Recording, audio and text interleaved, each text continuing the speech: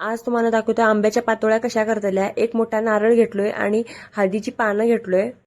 नारळ खिसून घेवा नाहीतर मिक्सरला लावून घेतल्याशी तरी चालतंय. आणि एक आंब्याचा गर काढून घ्यायचा आणि त्या पुरणात घालायचा. ते खोबरं जेव्हा भाजल्याशी त्याच्यात 1 वाटी गूळ आणि 1 वाटी आंब्याचा पल्प घालायचा. त्याच्यात थोडंसं पांढरे तीळ टाकायचे, वेलची टाकायची. त्या हळदीच्या पानात भरून असं पुरण घालतलं. आणि आंब्याचा गर तुम्ही पुरणात बी घातल्याचे आणि पिठात बी घातल्याचे, त्याच्यामुळे आंब्याचा फ्लेवर असा भारी लागतंय म्हणून सांगू. आणि त्याच्यात ते हळदीचं पान, एक नंबर कॉम्बिनेशन आहे. नक्की करून बघा. एक उकड काढायची, जास्त वेळ ठेवायचं नाही.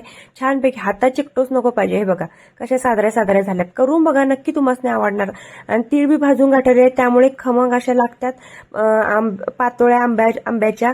तुम्ही कधी करूच नसल्याशी तर नक्की ट्राय करून बघा आणि कशा झाल्यात नक्की कमेंट करून सांगा. आंब्याच्या पातोळ्या एक नंबर.